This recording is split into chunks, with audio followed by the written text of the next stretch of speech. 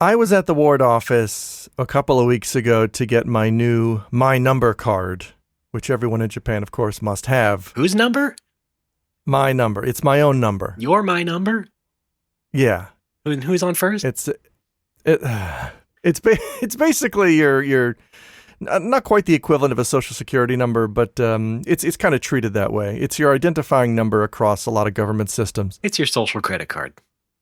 Yeah. And my social standing is great. And I went to go pick mine up, and I parked my bike on the side of the building. And when I parked, there were not that many bicycles there, so I parked on the inside further in, and I went and I got my card, and I came out. And suddenly I'm like quadruple parked by these 3 gigantic bicycles. And I'm like, who the fuck? And I'm like sighing to myself, and I'm fussing, and I'm like, who the fuck? Jesus Christ. And they all have these gigantic, heavy, like, metal boxes attached to them. And so it's taken all my energy to lift up these stupid bikes and move them so I can get my bike out of the space. Wow. Is it the bike boncho? It's not, it's not quite the bike boncho. And as I move one out of the way and I go back for the second, and as I'm hauling the second one out, I turn around and I just see 3 bike cops staring at me. Oh my. Oh, just looking at me like, what are you doing there, sir? Because I'm pretty sure you're not supposed to move a cop's bicycle. No. Okay. So it wasn't a honeypot. No, Like, no, it was. They were watching, testing you. They Halfway brown man spotted on bike. they wanted to see if I was soliciting a bicycle for sex. Yeah. They were just looking at me, and then I think as soon as I saw them, I think one of them like kind of snapped in motion and was like, "Oh right, sir, sorry, let me move my bicycle for you." Oh, okay. Yeah, I don't think they were there. I was in any trouble, but I was still like, come on, like, were you guys here called in such a hurry that you couldn't properly park your bicycles? You don't own this city, bike cops. This time it's their fault. Yeah. Yes. My goodness. Yeah. Yeah, I was fully prepared for them to card me as well, and you know, I could show them that my number ID hot off the presses right from the ward office. So they didn't give you any guff?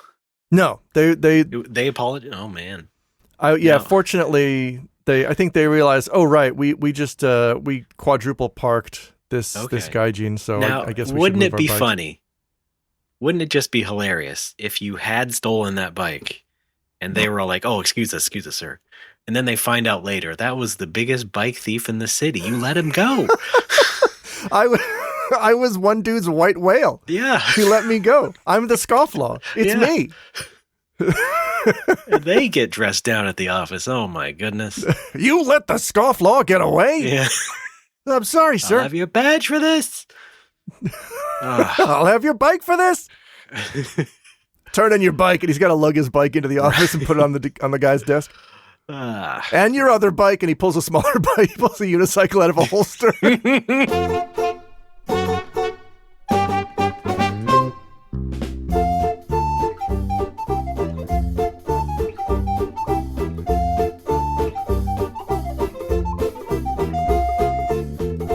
It's No More Whoppers. Welcome to the show, everybody. Thanks very much for listening. My name is Ray Barnholt, runner-up in an Alex Fraioli lookalike contest.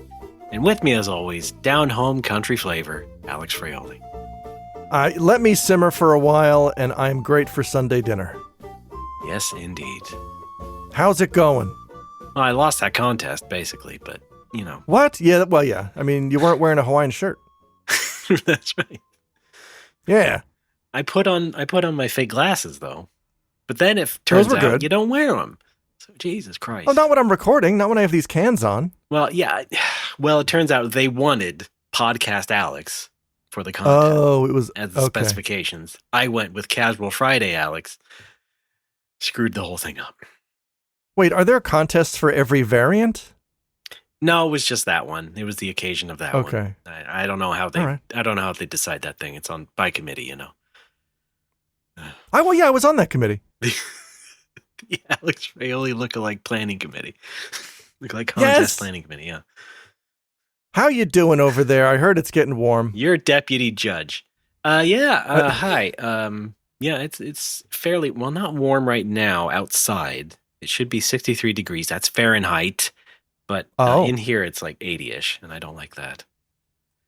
But I actually got a tool for my upcoming Japanese vacation Ooh. that is related to such things. I got one of these pocket fans Whoa. that blow really hard. Cool. I probably shouldn't blow it into the microphone as a demonstration. That would probably not be No. good. But let's see if we can pick it up anyway from the side of the mic. How about that?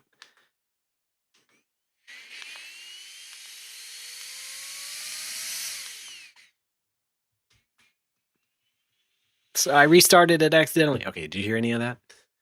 It's whisper quiet. Okay, good.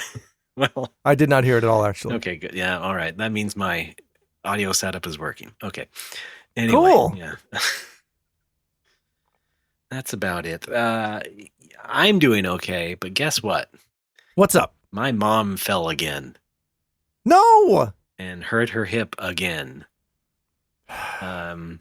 This time in a completely different venue, and this time completely, I would say, accidentally. So let me go over this really quickly. Okay. Last year, I was describing how I went to Vietnam and my mom was left somewhat incapacitated, although my sister was there to take care of her. Oh, yeah. And then she basically, she was recovering from dehydration, and then she fell and cracked her hip in the house, and then had to be taken to the hospital for a second time in like 4 days, was it? That all worked out fine in the end. And then she moved back up to Bellingham. And then, my sister moved up there as well. My nieces moved to Portland, Oregon. And then they invited my mom to house sit for them as they went back to visit Sweden. Just house sit and look after their dog. My sister was then going to join my mom after a couple of days just to visit. My sister gets there after a couple days. As she described it to me, within 10 minutes, mom fell down on a curb or something and cracked her hip again and had to be taken to the hospital in Portland, Oregon. No, wait. Okay. And this happened because she was trying to do skateboard tricks. My mom is very spry, but maybe not that spry. Oh, okay. She was not featured in any Tony Hawk video games or anything like that. Oh. And so she had to stay in the hospital and then do a little bit of physical therapy. And then my niece came back during that, at the end of it, drove her back up to Bellingham. And now she's back home doing some more physical therapy and stuff. So I'm like, oh, great. Goody. But like I said, this time it was completely accidental. It could have happened to any of us. It wasn't exactly my mom kind of like last time in a delirium. Oh, yeah. Making choices she shouldn't be in the house and slipping and falling. This was completely accidental. So we don't judge her for that or anything. But man, oh man, now my sister has to deal with it, much how I dealt with it last year. I guess that the other thing is that it was an even more minor, like hairline sort of fracture than it was last time. So, okay. Still a smoother recovery. But then you balance that out with the fact that my mom is a year older, and that doesn't help. Yeah. When you're in your 80s, that, time really compounds. And so, yeah. Yeah. We're getting there. We're rapidly hurtling towards our own old age. Yes, indeed. I was just... I've provided a computer mock-up of you at 90. Take a look. Looking great. Yeah. Hold it, Patchouli. Hanging tough. I'm going to look like Regis? You're going to sound like Regis. All right, I'm okay with that. Right. Yes, of course. I think we would all aspire to. Well, that's the long and short of it. I just thought I'd give an update on my mom there. I was just a little bit frustrated with the fact, like, Jesus Christ, it's like a month until I go to Japan. Hopefully nothing else happens while I'm on vacation again. That would be nice. Well, we wish you the best, as we do all moms. Yes, of course. Well, how's your mom, by the way, since we're wishing well? She's fine. She got that hip replacement last year. She's walking around. Hips. What is it? I don't know. Something's going around. In my mom's case, it was she had a terrible year because, first she slipped on the ice walking the dog, and broke her ankle. Yeah. And while she's recovering, while this is all happening, my dad's in treatment. Then Dad dies. Her ankle's still broken. Then she falls and hurts her hip. She gets some kind of injection, some kind of steroid injection that is supposed to help. What it does instead is it dissolves her hip. Then she's on the waiting list for a transplant until they can fit her in. Yeah. Not a transplant. What do you call it? Replacement. Sure. She didn't get a hip from somebody else. Well, same difference. I mean, you are transferring a new hip into that. Yeah. She finally got that. She's been on the mend for about the past year. I think she's back up to mom fighting strength. She's doing better. Yeah, man. Jesus Christ. Yeah, it was just a horrible couple of years. Yeah. Sounds fairly similar to on this family over here too. But oh boy. Okay.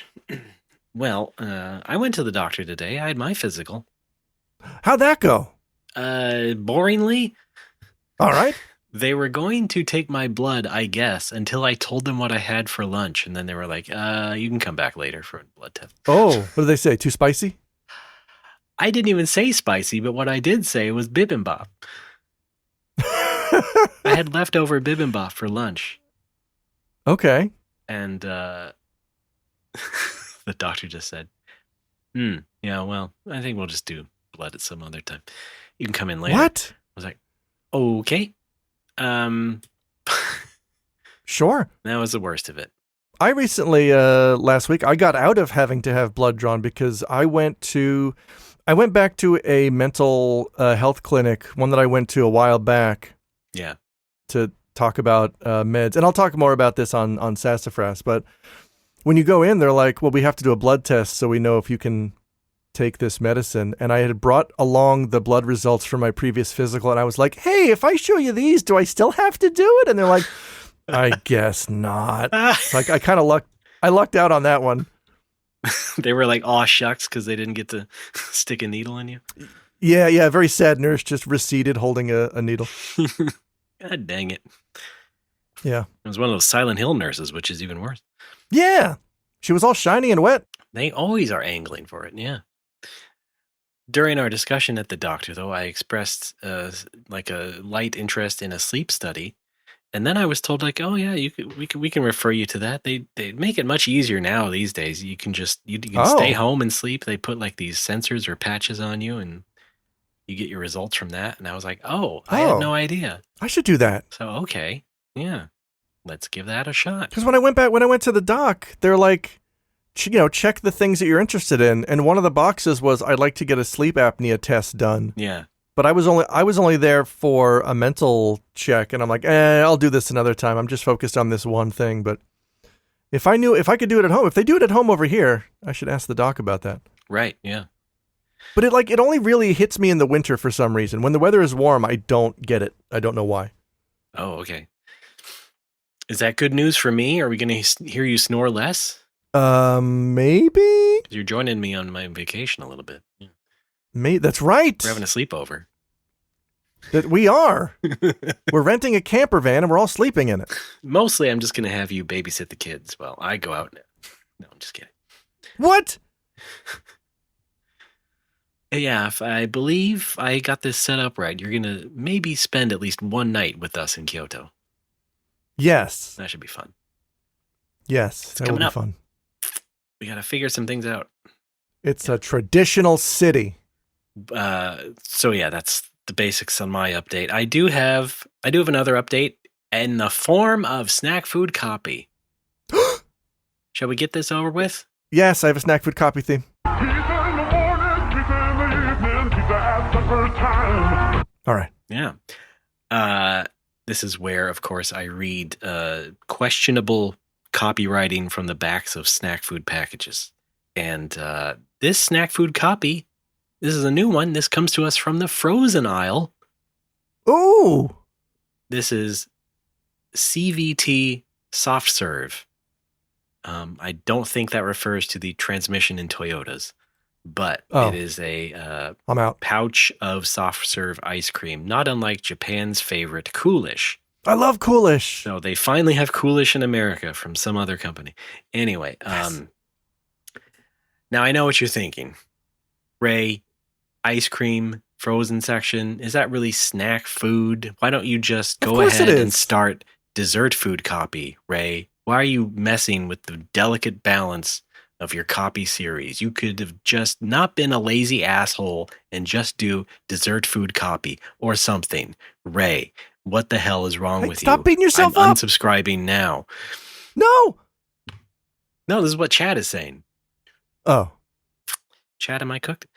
Well, we have on the back of the package, before I read anything, we have 2 photos, what looks like, one of those like graphic design things where you have like 2 fake Polaroid photos inset alongside this paragraph of text here. And these are just like family photos. And so we got one of those snack food companies. Oh. Like, proudly made by our big, happy, probably Christian family. And why'd I add a syllable to family? Family. Did you hear that? Family. Do you say family or family? I said family computer. Well, that's not a word at all. Computer. However, the text here is a little bit off kilter. It's fresh. They're trying to be cool. Here we go. CVT soft serve, back of the package. Congrats on buying the first ever soft serve ice cream in the freezer aisle. No mess and portable. ... How cool is that? There may be copycats down the road, but this is the original. Basically, what I'm trying to say is you have an eye for ingenuity and great taste in ice cream. If you're new to CVT, our family recipe is proudly non-vegan, and we love us plenty of milk, cream, and sugar. This is not green juice. Like my dad always says, quote, temptation doesn't go on vacation, unquote. So if you're going to treat yourself, treat yourself. Signed, Joe. P.S. This ice cream machine is never broken. Thoughts on that one? No. Head empty. I'm not. Well, That no, I mean, one- no, as in I'm not buying it. That one pretty much sucked all the fun out of your brain. Yeah. Boy, oh boy. Yeah. What do you think? Are they right wing, proudly non-vegan, and we love us plenty of milk, cream, and sugar, the American way? Almost assuredly. Yeah. Almost assuredly. We dropped over 3 cigarettes in each carton. This is not green juice like Antifa drinks. What does that mean? This is not green juice. I would think that's a great time for a contraction. Like, wanted to say, this ain't green juice. Yeah. What does that mean, though? Like, I don't know. It's fucking ice cream. Why would they refer it's to ice like cream. a health drink? Is it drinkable? Is it supposed to be a drink? Well, it's in one of those. It's like a Coolish pouch, basically. Oh, right. It's just one of okay. those pouches. Yeah. It's not drinkable. Just somebody, just the owner or whatever, being like, you know what, this stuff is different. I don't need to take no copywriting class. You know what? Vegans have run the ice cream industry for too long. I know, right? Well, there is indeed a greater number of vegan or non-dairy ice cream at the stores these days. So maybe they're like Really? fighting back. Oh, yeah. Wow. Yeah. I've had my fair sampling of non-dairy ice cream. Some of them are pretty good and fine and not offensive, and some of them are. So it's a 50-50. All right. So I guess compared to like the stuff that's got the milk and cream in it, it's less of a high batting average, I guess. But yes, I had this ice cream. It is ice cream. Cool. All right. Confirmed. But I gotta prepare because we're going to Hokkaido. We're gonna have so much soft serve, I'm sure of it. It's just lining the streets over there. God, yeah, I would love to have some Yeah. of that Hokkaido soft serve. I still have I have very fond memories of eating Carvel soft serve when I was a kid. Sure. Because that, to me, that was the taste of soft serve. It was just full flavored, complete, totally full fat. And then I was very young when I first had Carvel, and then the next time I had soft serve at a different store, I was like, "Ooh, soft serve!" And I'm like, "Why doesn't it taste as good as Carvel?" Oh boy, yeah. Because it's not going to kill me as fast, but also kind of miss out on that flavor. What are you gonna do? I have not had a Carvel anything. Wow. Oh yeah, you're a West Coasto. West Coast. Here in the Bay Area, we have the It's It company. They make ice cream sandwiches that are made of like 2 fat cookies. Ooh. Yeah. So they're I'll famous have one. around here for that. Yeah, they're pretty good. Bring one to Kyoto.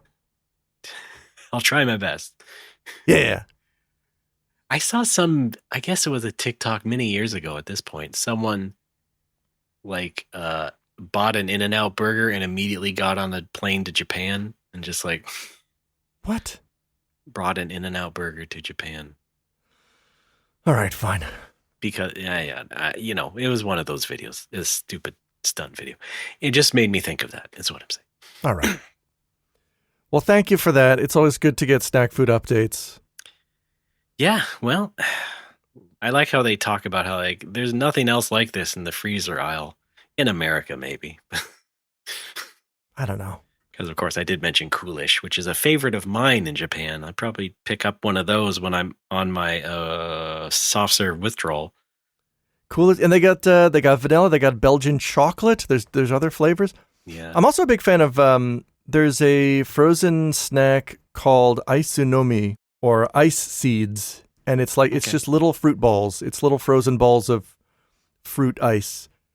Oh, all right. Yeah. And they've got like green grape and red grape flavors that are really good. Oh my goodness. Slow down. They've got like a mocha cafe au lait flavor that's really good. All But right. I saw one a couple years ago. I don't know if it's still around. It was called Red something. And I'm like, I looked at the package and I saw strawberries and I'm like, ooh, red strawberries. Yeah. I think I would like these. So I bought it. And then when I took it home and I looked at the package more clearly, I saw that it wasn't just called strawberry flavor because it wasn't just strawberries. It was red things. It was strawberry and tomato.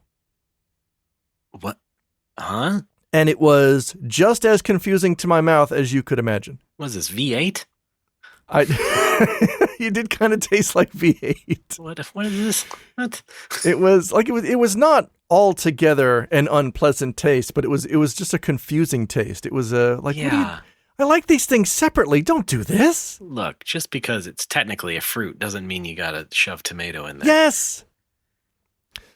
All right. What are we doing? What are All we right. doing, folks? What are we doing? What are we doing, Alex? Here's what we're doing. Raymond, congratulations. It's Pride Month. Everybody's gay this month. I hope everyone got the memo. I did not prepare. Oh, well, that's fine.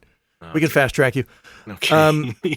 I don't talk about this very often because I don't care. I don't consider it an important aspect of my personality. When I was in college, one of my live journal, you know how in the live journal days you just added a list of your interests to your page. Yeah. You could have like 150. One of mine was just bisexual. Oh, yeah. Because that's the only word that we had or that I knew. And now 20 years later, now that we have so much more terminology and so much more education about this kind of stuff, I've kind of settled on, okay, I'm not like traditional bi, trad bi we call it. But I'm firmly in the camp of queer. I'm in the queer camp.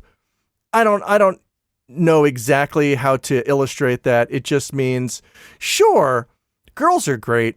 Sometimes guys are great too, but it's not like a 50-50, which means like, Right. I don't think under the strict laws and statutes, I don't think I should probably use the bi term. I don't know. Hold on, 50-50? Hold it, Pituli. That all right. Regis has removed one gender. That's the other thing. Is it like isn't the label bi? Isn't that like binary normative? Like, aren't we trying to get away from that? I don't know. So just for simplicity, I'm not up on the trend. airing. Yeah, that's the thing. Neither am I. I'm just erring on the side of queer. It seems like a very friendly umbrella. Yeah. Now, all of that is to say, this is a prepared thing that I call the me in DC, because this is going to blow your mind. Okay. There is a queer Alex Fraioli in Washington, D.C. who is not me. Oh, interesting. And I know this because for the past several years, Yeah. I have been getting mass emails from an organization called the Rainbow History Project, which is a DC-based LGBTQ organization, about organizing events and, hey, did everybody write this thing for the webpage? And hey, there's an event this weekend. Who all is coming? And either this person gave their email as my Gmail, or somebody else in the group just assumed that my Gmail was their email. Oh my Because goodness. I get these several times a year. And every time I have to reply and say, hey, everybody, it's the other Alex again. You have to find out what this person's email is and please change it because I keep getting these emails. And it happened again last week. Oh, man. Where one of the higher ups in this organization was like, hey, everybody, holding a barbecue at my place this weekend. Please RSVP if you're coming. Let me know. I'm pretty sure everybody here has been to my house before, but just in case, here's directions. And I have to reply back like, okay, guys. First of all, unfortunately, I'm going to have to RSVP as a no. Second of all, you got to stop doxing yourself to total strangers. I have told you so many times, please change the email. Please remove this email from all of your address books. They've not done it yet. I did not get a response back from that one yet. I don't know what's going on. I really hope this gets sorted out soon because frankly, it's embarrassing for them. Yes, this is all on them for sure. Yes, they've had multiple chances to fix this.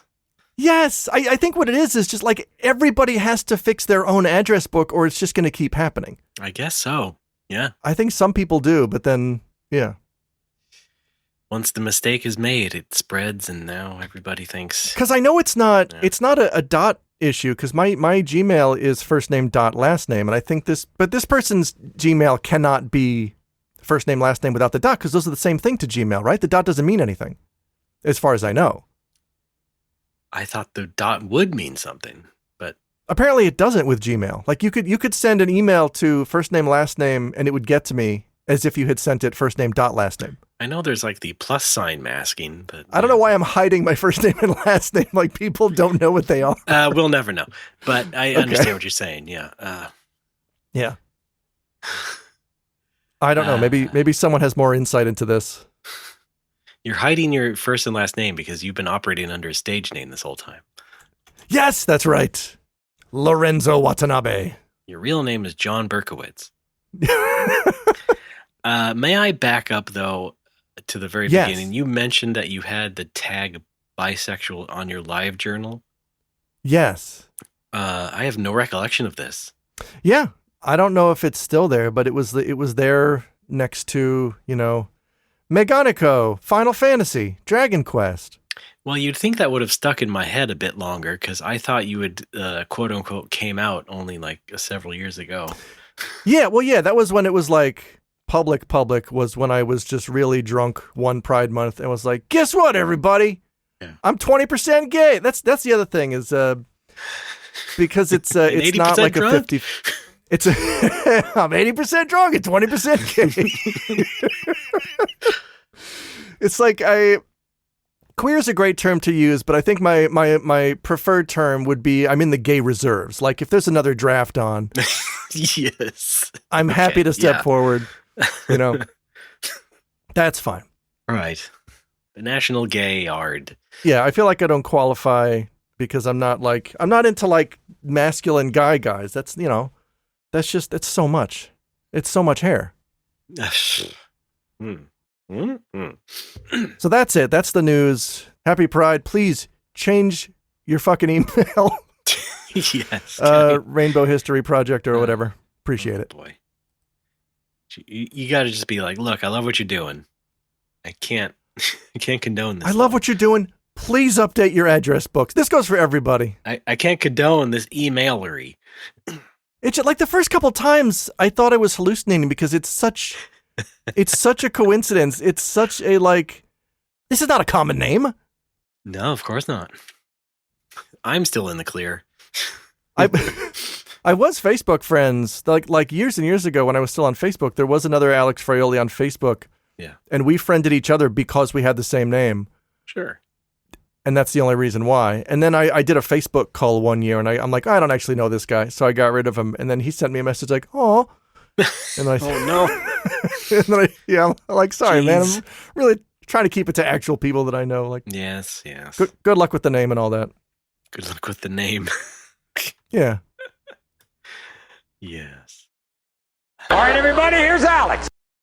Hi. I did have, another thing that's going on here is you remember when I had, oh man, this is in retrospect turning out to be one of the more boneheaded decisions I've ever made. When we transferred the company Critical Hit Limited to my wife, I thought I was going to finally be free of having to deal with American tax hell. Uh-huh. But And then we found out, if my wife owns a company, she's not allowed to collect unemployment insurance. holy shit. Yeah, okay. Yeah, so we hastily transferred the company back to me. And when we did so, when we transferred the company to her, we also had to transfer the used goods license to her. And that Okay. was such a humongous pain in the ass. It was a pain in the ass to acquire in the first place. I had to pay a guy 100,000 yen for the whole process. Sounds about right, yeah. And we transferred it over to her. And then when we transferred it back, I realized, well, the bar's closing soon anyway. Let's just not fuck with the license. Let's just relinquish it. I don't want to have to go through that transferal process again. Sure. Because it was the woman at the police station was very mean to us. That was my wife's complaint. She didn't like the woman at the police station. You have to get that license at the police station? Yeah, that's how they do used goods licenses. They're all handled through the police. Okie dokie. And she's like, I don't want to have to deal with that again. And I'm like, yeah, I don't want to spend another afternoon at the police station filling out forms. Let's just relinquish it. So we did. I got the company back, minus the used goods license. Two things happened that turned out to bite me in the ass. One, and this is nobody's fault because nobody knew this at the time, but all the deficit of the company, I could have applied. This is a gross simplification. Mhm. I could have applied to my American taxes. And it was a lot. All the money that I sunk into the bar over 10 years, I could have used as American tax credit, which is a lot of money. That does seem like something that would be hard to discover. Yeah, and that is. I was informed by my tax guy and this is not his fault because he wasn't in charge. He wasn't helping me with this back during that period. This was all discovered later. We found out. Oh yeah, okay, so that's gone. I mean, it's not gone, but it's been reduced to a much smaller number. Jesus. Which is not great. I mean, it's only really a problem if I suddenly start making a huge amount of money because there's a threshold if you live outside of America. I think right now the minimum it's like $120,000, $130,000. If you make under that, you're not taxed on your income anyway. Okay. I'm planning for a future in which I suddenly have humongous income, which I don't see happening. But you never know. The other side effect of this was, losing the used goods license. I met with my accountant a couple of months ago to go over my taxes from last year, and he's like, so what are you doing with all the stock, all the games? And I'm like, oh, I'm slowly selling them off. And he's like, well, you don't have the license anymore. I'm like, oh, well, the license was just for selling in a physical location, right? Yeah. No, it was for selling. It was for selling anywhere. It's even online, and the police are very strict about it. Wait. And I said, what? hi. Yeah. You need a used goods license if you are selling used goods online as a source of income. Okay, well, the last part Yeah. is the differentiator, right? Yes. Like if you're If you just were- a guy. Yeah, Joe Schmo throwing up his, antique whatever on Yahoo Auctions It's fine. Yeah. as a private party. Yeah. Yeah. If I'm just trying to unload my sister's copy of Shadow Hearts 2: The New World, I don't need a business license to do that. Yeah. But these were all games that were part of the bar, which was selling them for profit. And now suddenly that stock is being sold and I no longer have the license. That's very bad. Ew. But also I'm like, I don't want to pay another 100,000 yen to get this stupid license back. Yeah. And it turns out I was just paying a guy whose fee was 80,000 yen because you can go down to the police station and apply for only 19,000. So that's what I did. God damn It took me, it took me 2 weeks to put all the documents together because it's a lot of shit and it's a lot of filling out forms. But like, oh man, this time it was a very nice woman working the desk and she helped me through all the forms and she's like, you need to fill out this, you can ignore this, fill out this, get a copy of this. And now we're just waiting. wow. Okay, Yeah. Jiminy Christmas. Seattle, we love you. Here's Japan. Sweet dreams, Alex. Thanks. Well, as long as you're talking about selling used goods, that being games, Yes. I had another bug up my butt, a good bug in a way, because I was thinking, boy, what's another way I can reform my life and find happiness? Oh, no. And I was like, maybe I could start a very tiny used game store or something Roller derby. Oh, with a very particular sort of like boutique almost atmosphere and be like, oh, hey, here's Critical Schmidt. This is my store here in America. it's my German subsidiary. Yeah, right. No, you mean online, right? No, What? it would be physical, like you had. No. Well, I don't think. what? I don't think you're a fit for that. I don't think that you'd have to talk to gamers every day. Yeah, yes and no. I was saying, what if I just sold Game Boy games? Okay, How about that? it's quite a niche. Then we could have like a boutique Game Boy shop. I mean, you'd probably have to expand to handhelds in general. I mean, just Game Boy is pretty limiting. Yeah. Well, I think the really key other thing I'm thinking about is that it is nearly impossible to find and get retro games affordably in this country anymore. Oh, The market is beyond fucked. Everything starts at like $30 now, and Whew. anything good is 100 plus. So, because it's all been taken over by opportunists. Cool. To really boil it down. But you think, like, I look in Japan, plenty of stuff still knocking around for a couple hundred yen. And It's going up too, but not as drastically. right. I think it definitely depends if it's boxed. Yeah. The box stuff I see really jumps up. But for bare cartridges and things, like, you could buy a few lots, for fairly affordably, get those over here in America, and just like, there's like your inventory. Not only is it a boutique shop, it's a boutique Japanese game shop, but that also limits it. Maybe that's a rather elegant solution to what I do with my games is I ship them to you and then you sell them and we split the profits. Right. Well, this is also not something I'm doing soon. Shit. That doesn't benefit you. You'd still be sitting on them for a while as I figure out my shit. Yeah. Think about how long it took you to get a bar going. I would package them properly this time. That's true. The bar took a while to set up. I would theoretically have to find a suitable space, and Right. finding retail space is also. You have to have the beer tap installed. No, we're not. Yes, No? I'm going to do the reverse of you. I'm going to be a Fine. game shop pretending to be a bar. Fine. Have the Arnold Palmer tap installed. Yes, of course. I guess you would do one. You do two. You do one lemonade tap, one iced tea tap. It's family friendly. Yeah, BYOB. This 97-year-old Famicom shop still makes Arnold Palmer's the old-fashioned way. By hand. No mix for me. These are the original taps that were installed in the Taisho era. Me and my really long spoon. What? A really long mixing spoon, Oh, right. All right. Jeez. We got long spoons at home, too. That's what we do. Sometimes we Oh. mix things up. And I like to mix half lemonade, half lemonade. I call it a Palmer Palmer.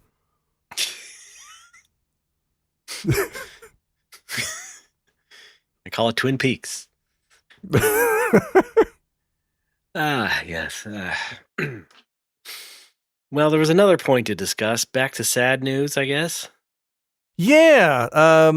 This I don't know how I mentioned this briefly in passing on Sassafras, but we somehow skipped over the fact that the Pillows broke up was it last year or was it a few months ago? I think it was last year. We can stop and retake that if you want. No, I don't. I'm leaving it in because I don't remember. I think it was last year. Yeah, last year. And it came as a very sudden surprise to everybody because we didn't think anything was up. There didn't seem to be any drama happening.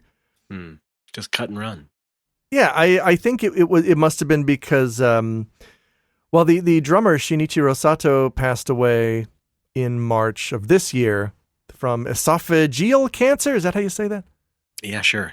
Yeah, and in that light, I think it seems more like the breakup was, okay, the guy wants to spend maybe the last year of his life not touring or doing work stuff. Maybe he just wants to chill with family and friends. I think that explains that, perhaps. I don't know. I don't know if they've said anything about this. I haven't checked.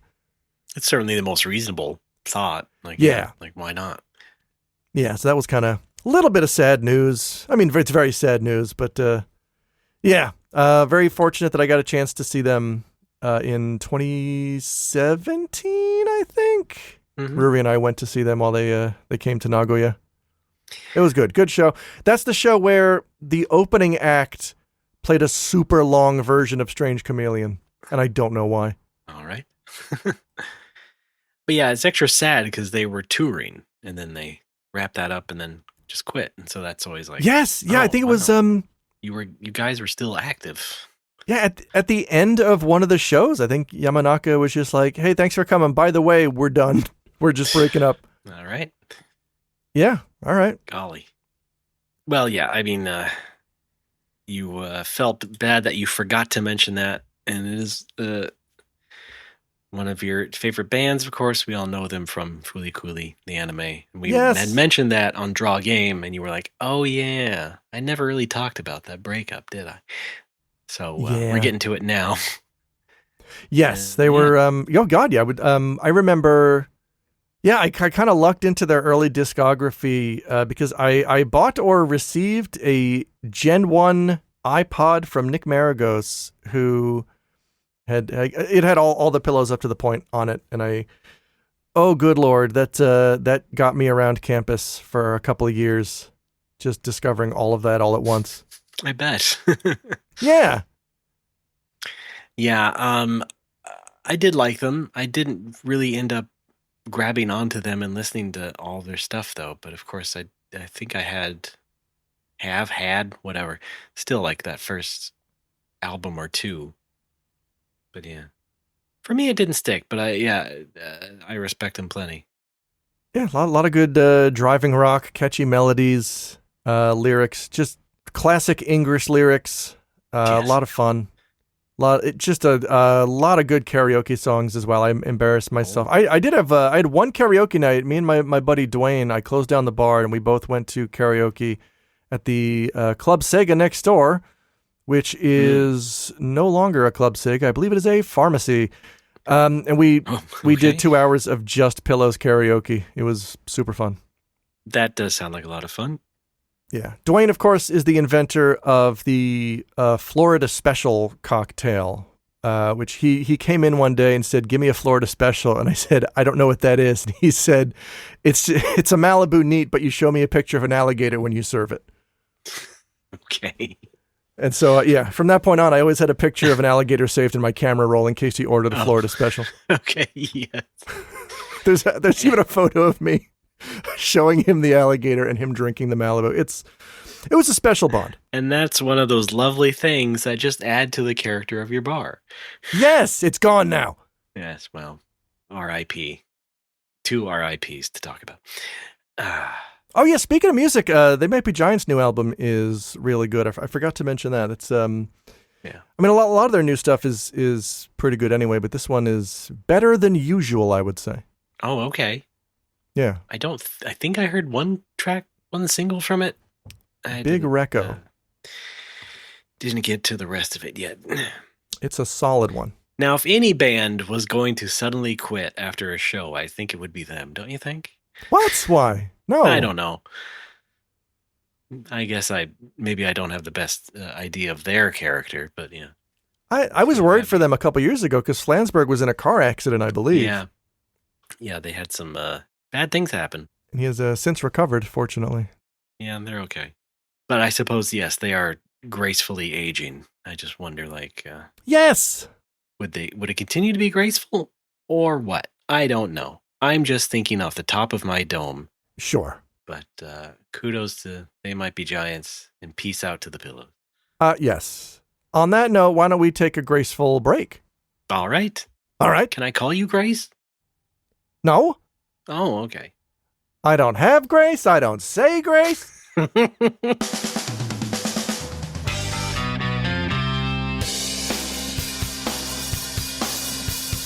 cannot fly, I'm now afraid. I sighed out my misfortune, 'cause I'm not about sky, or I'm just like a creeper. Not only I dash in last, look in my sky. We saw lots of migrants. I'm just way from asleep. Anyway, it is a change, and I became a dreamer.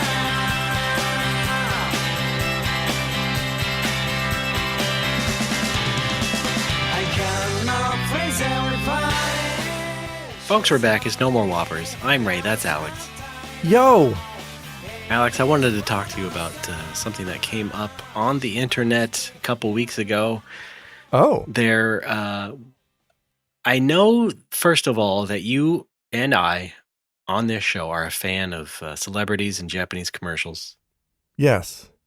I have one right here. Go! Wagon R! Okay. I'm wondering if you have any recollection of Nicolas Cage's pachinko commercials. Excuse me? I actually don't know the vintage of these. I think it's in the 2000s, early. Nicolas Cage did commercials for Sankyo Pachinko. They were a series of different sorts of stories, let's say, scenes of Nicolas Cage just being like a wacky version of himself. Imagine that. All right. Who is obsessed with pachinko. Here is one of them. This is, let me set the scene for you. They are at a press conference, I suppose, for a movie announcement or something. And Nicolas Cage is there. He's the star. And a Japanese reporter asks him what he likes about Japan. And things kind of go from there. Here we go. Nicolas Cage さん、日本の印象は I love all of Japan. I love sushi. I love Mount Fuji. 私は日本のすべてが好きです。寿司、富士山、全部好きです。他にお好きなものはありますか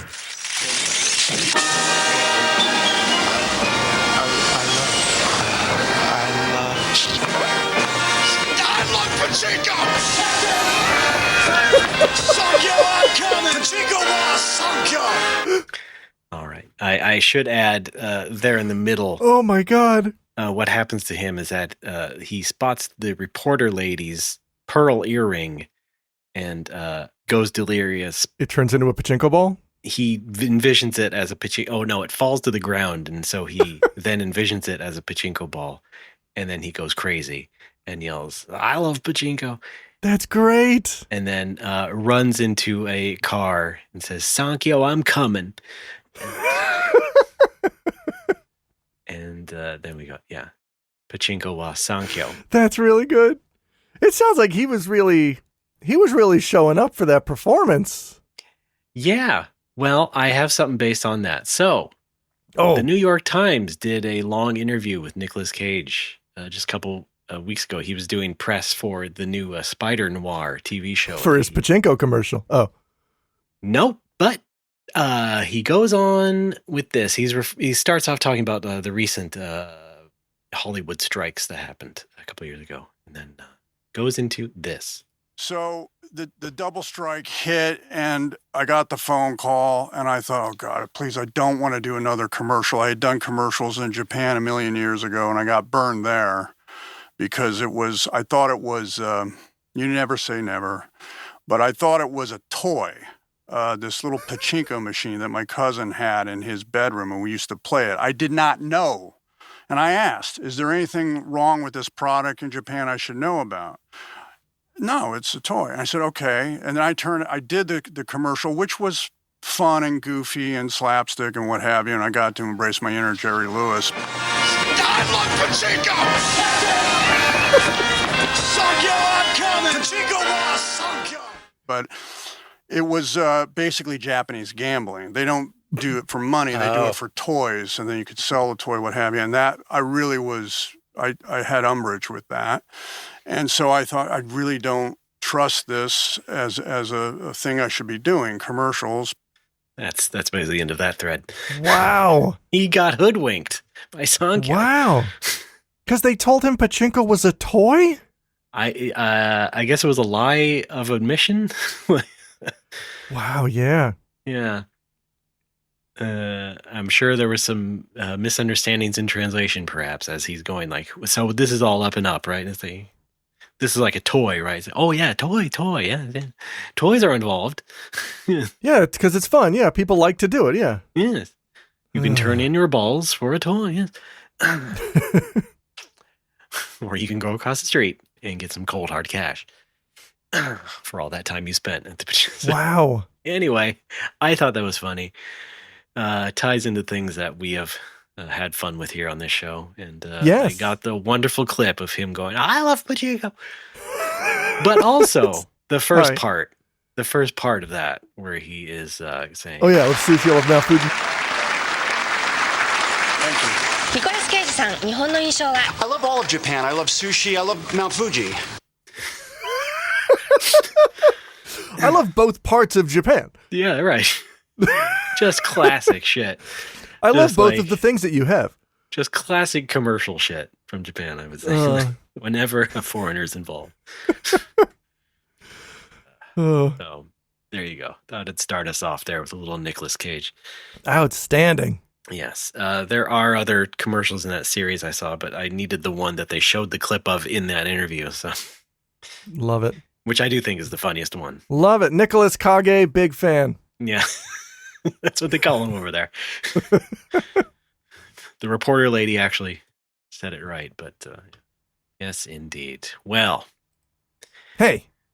things happened in video games recently, things that are highly Yes! relevant, again, to No More Whoppers. We have We have, a smorgasbord of game talk. oh boy, This is big fucking news! The new version of a game called Dragon Quest. It is! Dragon Quest 12 has been revealed again.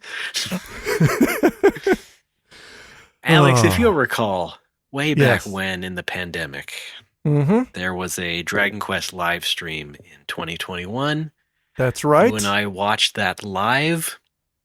And of course, we had technical difficulties, but we nonetheless watched this Dragon Quest anniversary stream from back then, where they Yes. had revealed not only the remake of Dragon Quest III, the HD 2D remake, which, just related to what I'm about to say, also changed developers and reformed.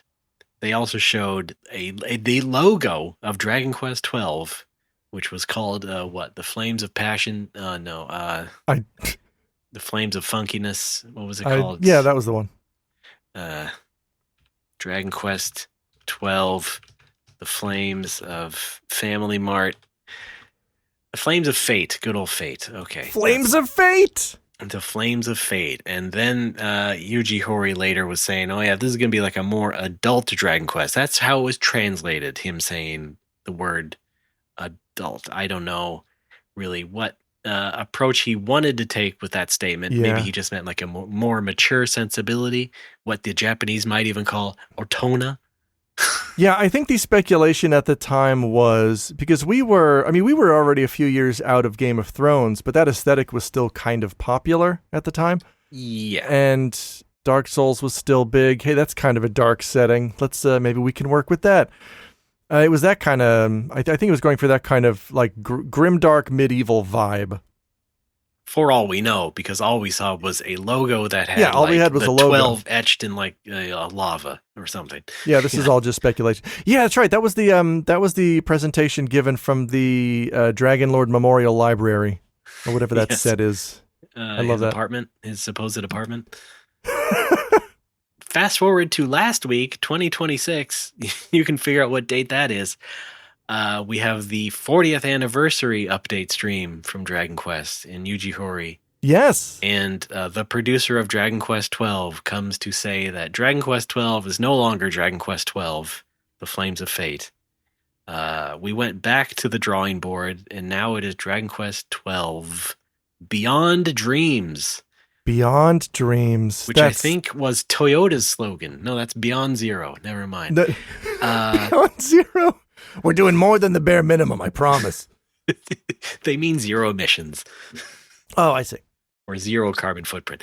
Yes. And so they showed it finally. They showed footage of Dragon Quest XII. And it looks like a Dragon Quest.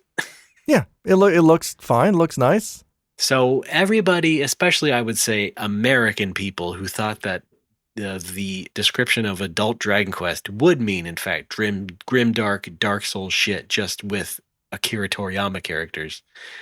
Whatever it was. Maybe it was that. But whatever it is now is pretty much looking like a Dragon Quest game. Yes. Now here's the question. What do you think the overhaul is going to look like in 2031 when they do this again? Yes, they got to do it again, right? Yeah. Well, now, they only remade Dragon Quest IX once, so that's true. I mean, and games are very expensive these days and take even longer to make, and they don't make them for a Nintendo DS anymore. So I think they're going to have to just stick with what they got this time. Yeah. They can only do that so many times, and so. Yes. Yeah. So what do we got? We have a young protagonist who I think kind of looks like a thin Fist of the North Star goon. We've got Lizard Guy that everybody likes. Yeah. That's all I remember. So this new hero, apparently has weird dreams, and so his adventure will be related to that somehow. Cool. And yes, there is a look at a funny lizard-faced. Sort of a cartoony lizard/gecko-y reptilian figure. Oh. And, wait, you think this is part of them preparing us for disclosure?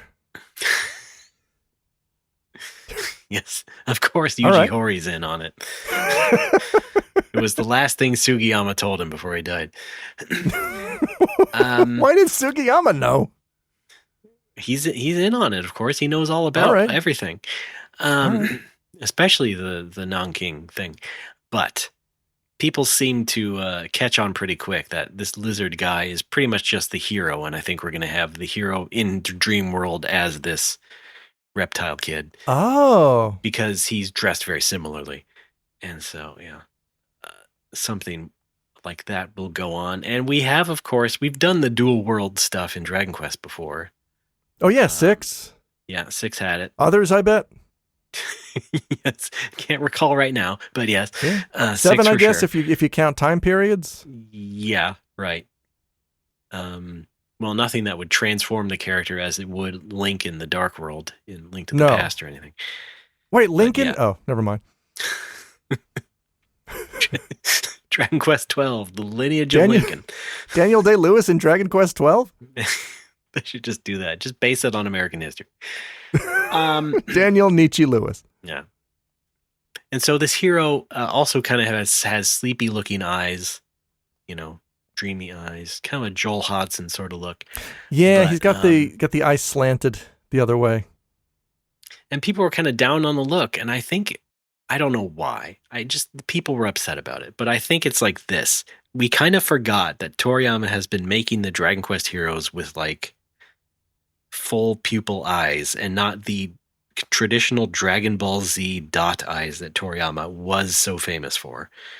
But people kind of forget that a lot of the Dragon Quest heroes for a while now, even in spin-offs and stuff, don't have that kind of eyes anymore. And so I think that sort of upsets people because these eyes are quite big too. They're big, the wide ovalish Toriyama eyes that we love so much, but looking more realistic than they ever have before. And I think that puts some people off, and they were like, oh boy, this sucks. Well, what is this hero? Oh my God.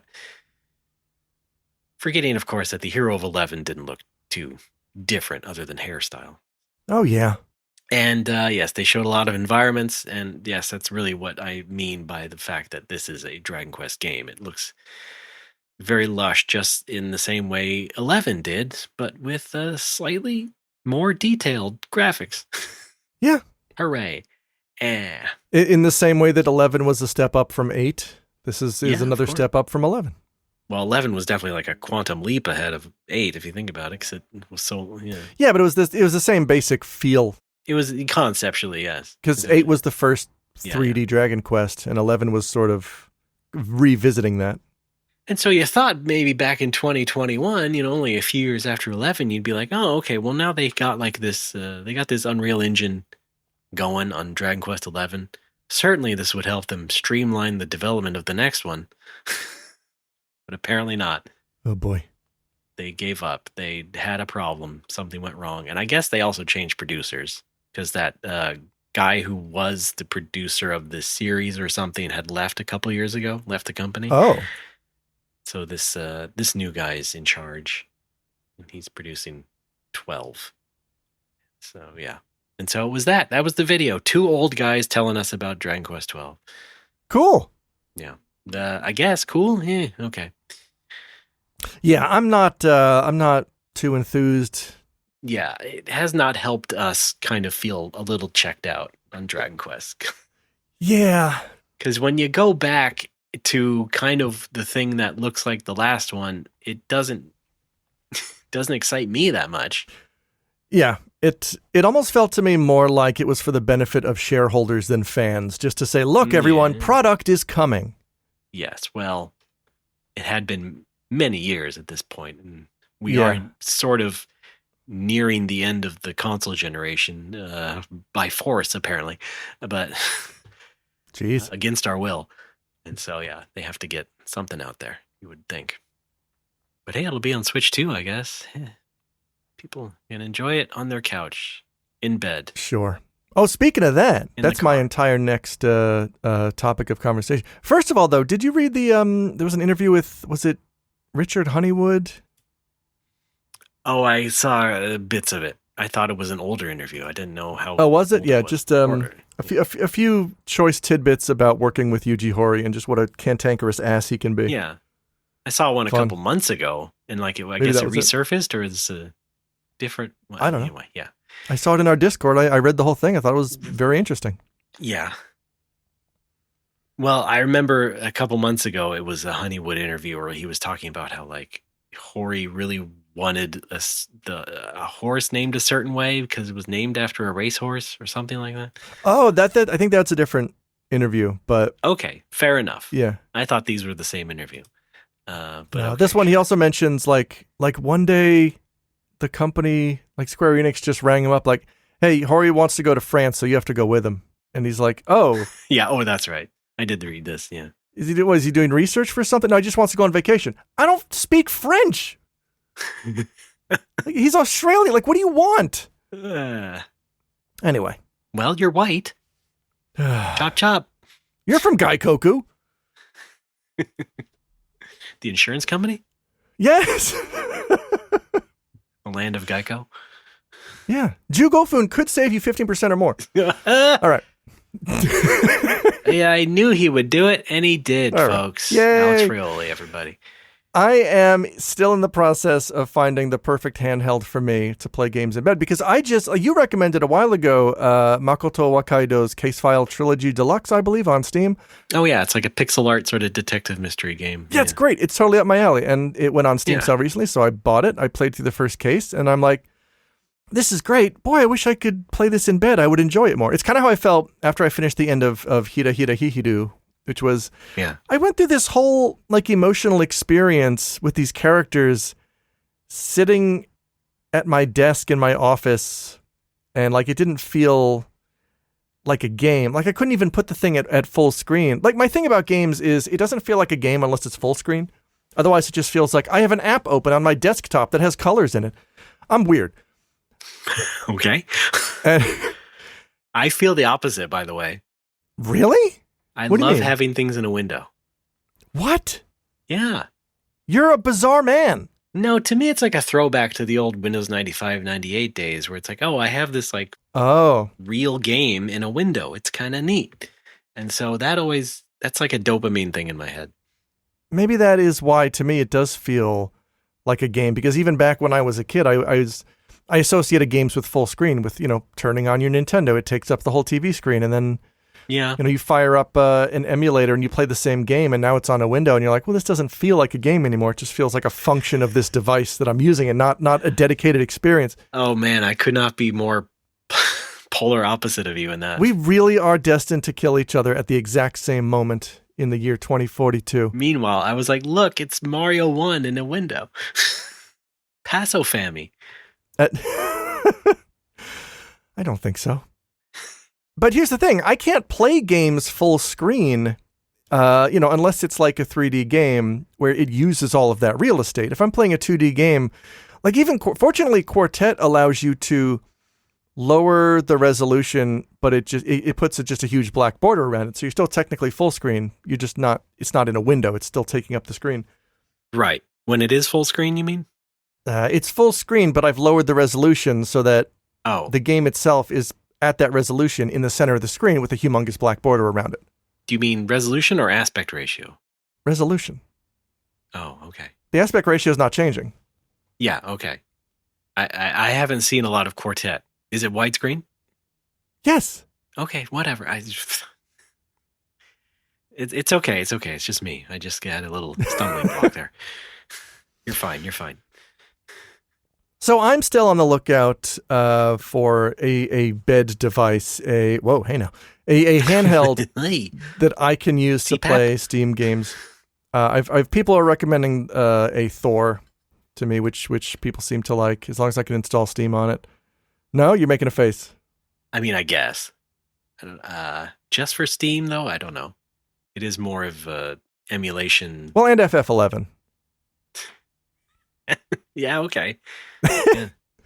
Which we'll get to later. But yeah, I've been really enjoying what I played. I played the first case of Makoto Wakaido's Case File Trilogy Deluxe, which is 4 games, ironically.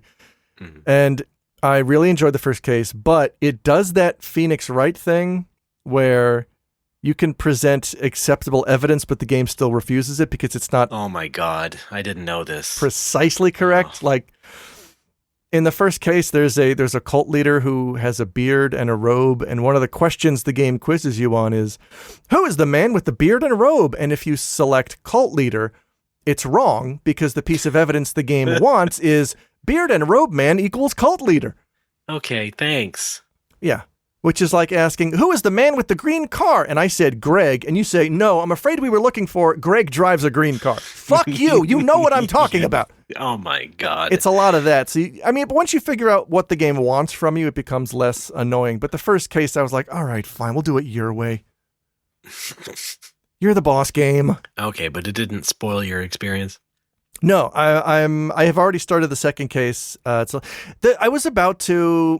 was either going to give it up or refund it after the first case because there were a few things that I considered to be oversights or errors or inconsistencies. And then at the end of the first case, that all gets wrapped up and explained in a satisfactory way. Oh, a true whodunit. Yeah. Well, no, it was stuff that was like, this seems implausible. And I, as a player coming across this contrivance, I was like, oh, that's too convenient. And then you find out, oh no, there's a reason for that. It gets, I don't want to, it's hard to explain it without spoiling anything, but Okay. I like where it goes after the first case. I like its little gimmicks. It's a fun little pixelized whodunit. Nice. I'm glad that worked out. I'm looking forward to playing more of it in bed. All right, sure. Yeah. Was it on Switch? I don't even remember. Oh shit, now I gotta buy it on Switch? I think I've only seen it on Steam.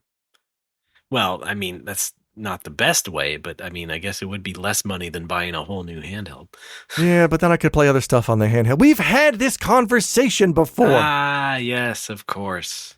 Did you play the RE9 DLC, Leon Must Die Forever? I have not. It's fine. Moving on. Okay, yeah, I mean, they didn't make a big deal out of it. It's not a big... Yeah. It's not an expansion. It's just a mini game. They called it a mini game. Yeah, it just dropped one day and it was free. And I'm like, oh, all right. Yeah, it's just a patch. Yeah, and I played through it once and I died to the last boss when it was on half health. And I'm like, I'm good. Yeah. Because it's timed, and I prefer an untimed, slow experience anyhow, so. Right. Well, 7 had Ethan Must Die. That's right. And so they're just following up on that. And it's like, I dare say roguelike or anything, but it's that kind of thing where it's just like, oh, you just got to keep trying and have a run and have a good run and not die and blah, blah, blah. Yeah, I get it. Okay, cool. I'm glad you adapted that to Resident Evil.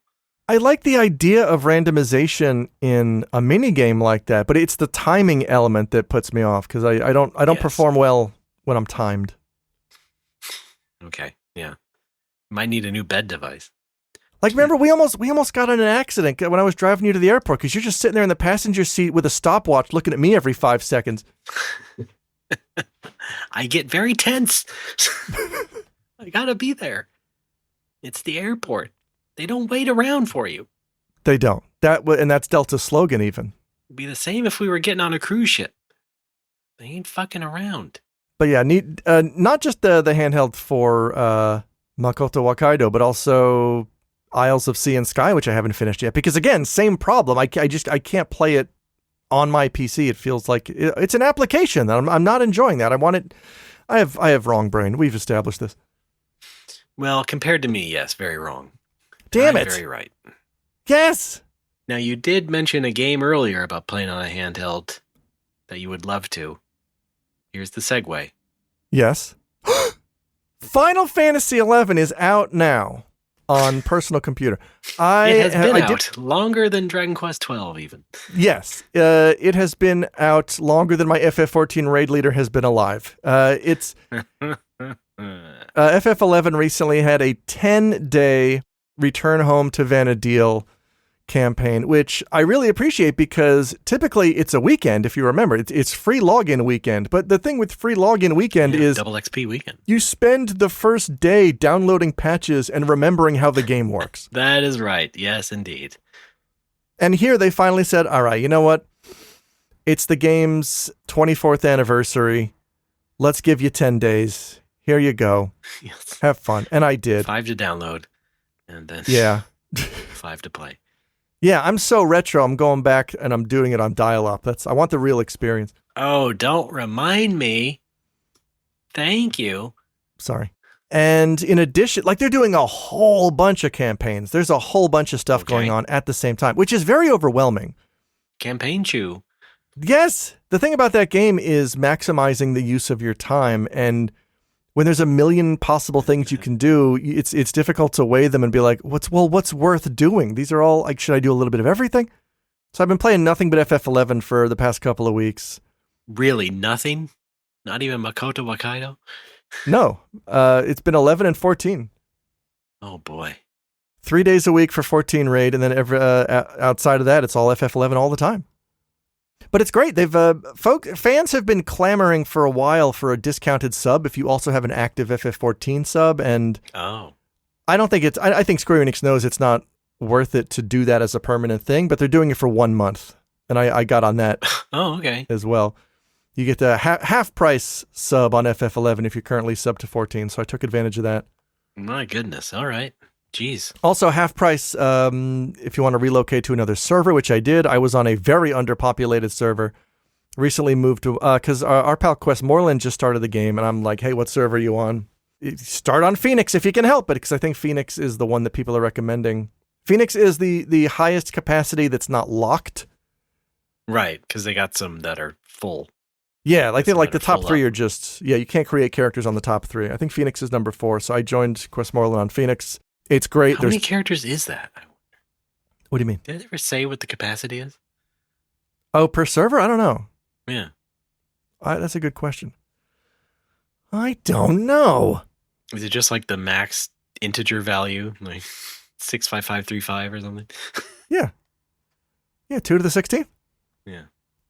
Yeah, I brought all my characters over. I'd only resubbed on my main and my mule. I had one main character and one mule, and I'm like, well, that's all. I don't need these. Like, when I was making the YouTube video last year, I was resubbed on all of them because I needed various footage of different races, different stuff. And when I canceled, I have a Final Fantasy XI scratch document where I just under each character I wrote, do not resub. Inventory has been emptied. There is nothing here. Only resub the main and the mule. Yeah. So I resub the main and the mule, and then I transfer my characters over to a new server, or I'm about to, and I see you can only transfer characters that are currently active. And I'm like, well, I want to transfer them all, because what if I do need them again someday? So I had to spend another $4 to reactivate these characters, move them all over, and then... I mean, I am using them during the campaign, because you get bonus stuff for logging in, and some of that stuff I can transfer. And here comes the rationalization. Yeah. Go through all 5 stages of this now. And it's too much to get into, but it is worth it to bring them... Shut up! To bring them back for campaign stuff, because you do get bonuses depending on how many characters you have. So it works in my favor. All right, sure. I'd be stupid not to take advantage of it. Of course. Also, I'm stupid anyway. Wrong brain rides again. That's a great title for my autobiography. That's FF11. Hope to see you someday in Vanadil. Come on down. I stepped in that once and not again. That was fun. We had a fun afternoon. I did add a FF11 specific game channel on the Discord if anyone wants to talk Vanadil. We were doing it in the FF14 channel, but let's give it its own dedicated space. How about no? Hey, not you, anybody. I'm just kidding. Oh. Well, I'm glad you're having fun having your life sucked away by that. Yeah. I am enjoying. I mean, I haven't gotten any work done since I started. I really need to do something. Well, hey, we're almost at the 25th anniversary, aren't we? My goodness. A few online games have lasted that long. Yes. But truly the ones that made a big impact. So like Warcraft, FF11, I believe even EverQuest 1 and 2 are up. So right? Ultima Online? Is UO still up in any official-ish capacity? I don't even think so. I don't know. I mean, I'm sure at this point, it's beyond like just private shards. I mean, I think that was privatized pretty early on. So, I mean, yes, you can still play it, but I mean, in any sort of like... I'm not gonna. All right. Well, I went to UO.com and... Ooh, what do you got? It's up. There's something there. Play for free now. Let's play. Down at the bottom of the page is an EA logo. And also a logo for Broadsword. Broadsword, which is a company also still keeping Dark Age of Camelot and Star Wars The Old Republic alive. That's not so bad. All right, sure.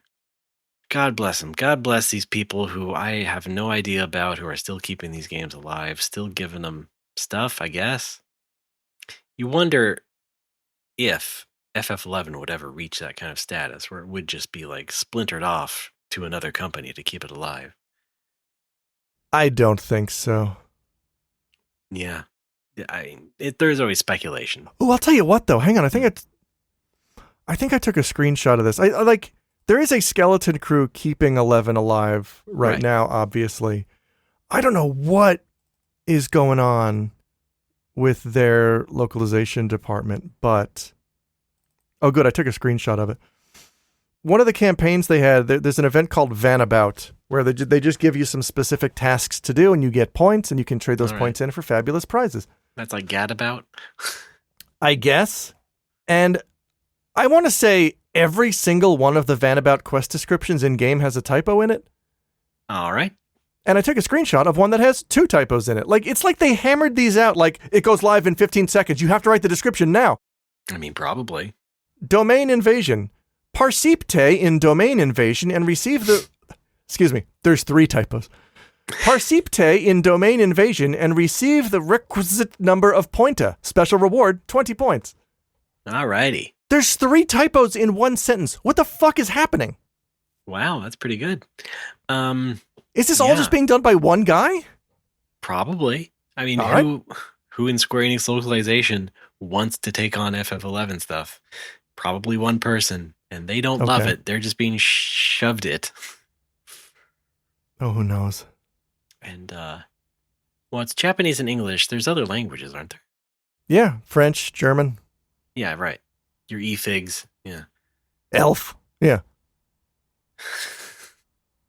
Well, that's about too much time talking about FF11. Should we Hey. move on? Yeah. Maybe to the end of the show? I'm Yeah. not sure. Oh, we do have a voicemail. Oh, that's for Sassafras. Yeah, that's right. You can also still call and leave a voicemail. 805 NMW Talk. No one has done it in a long time. And so I'm going to start feeling a bit ashamed that we still even promote the thing. Do you, the listener, want Ray to feel bad? I know the answer is no. You should call in 805 NMW Talk. Leave a message. Tell us, just recite the things that are on your desk. Should we just do like a question every time? I think that's probably wise. You know, a prompt for people to do? Yeah, we need a no-mo action item. Yeah. All right. Folks, what's your MMORPG experience? It doesn't have to be FF11. Yes. be Have you ever WoW. gotten addicted to an MMO? Oh, yeah, World of Warcraft. That's the one that people like. Yeah. Have you gotten as addicted or more than Alex? to Yeah. an MMO? On a scale of 1 to Alex. No, I mean, you're not even that bad. You think about some of the people. Yeah. You think about the poop sockers. Ew.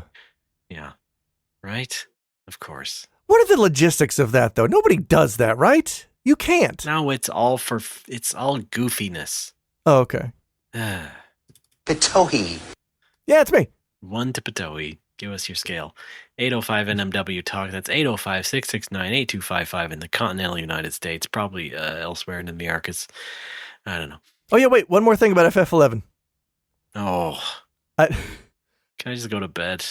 I did have to rename my mule when I changed servers because the mule's name is Patui. Oh, sure. And if you're moving to a server, you can't have the same name as another character. And, you know, Patui was like my name for everything on the internet from 2002 onward before it was an anime character. And now that it is, I moved my characters over and realized, oh, right, it's a weeb thing now. So I just renamed him to Blorbo. Who cares? Yeah, sure. Who cares? Until the hot new anime of the season is The Legend of Lorbo. No, not again. Burorubo Monogatari. Lorbo's dungeon life, cooking, fucking camp. I don't know. That time I got reincarnated as Blorbo. Whatever stupid ass anime they have now. Oh, speaking of stupid ass anime, watch Draw Game. I think we're covering That's right. Eumeria this month. Yes, we're covering a show called Eumeria. Yeah. We did Panzer Dragoon. We got Type S doing Cosmic Fantasy. So check us out on Patreon for that. Yeah, lots of fun. But yes, the website for us, this show, nomorewhoppers.com. You can find the link to our Patreon there. And there we have different tiers, such as $1 just to be a supporter, or $3 per show, so you can get No More Whoppers bonuses, early access for $3, or Draw Game early bonus for $3, or get both for $5 a month. Thanks so much. And we will have some new Draw Game bonuses coming up. And no More Whoppers bonuses. Thank you very much. Okay. Hey. NoMoreWhoppers.com also links to our Discord. Our Discord server is free for all. Come on in. Maybe I should double check the link just to make sure it's still open. I don't know. I feel like nobody's Yes. been coming in lately except one or two. No, I got some people from my Twitch streams, I think. Yeah. All right, good. Fine. All right. And yes, the hotline, 805 NMW Talk. And then our websites. Alex? Hi, you can find me at pitui.org. That's pitohui.org. My stuff is linked from there, my Twitch, my YouTube. It's rapidly becoming difficult to speak because I think I sliced my tongue with a tooth, and my tongue feels like it's swelling up in my mouth. It's getting very difficult to talk. I'm going to pass the baton over to Raymond right now. Okay. You're just going to get progressively more gagged voice sounding. It's not getting better. Oh, no. All right. My website is also a page of links, rdbaaa.space. You can see anything new I got to show you on there. Or old. We'll see. And then, of course, my game company, Indie Games at bipedal.dog. Please buy Blast Rush LS on Switch and Steam. I would love you for it, more than even the Patreon thing. Because I gotta share money with Alex. But if you buy Blast Rush LS, all the money goes to me, you see. Yes. And that's what's important. Hey. I mean, yeah, you worked on it. Yeah, pretty much. Just kidding. But anyway, thank you, Alex, for being a good sport. Anytime. Everybody else, keep your nose clean. We'll see you next time. Gold subscribers, stick around till after the show. We take turns shouting Metal Gear monologues at passing cars on the overpass.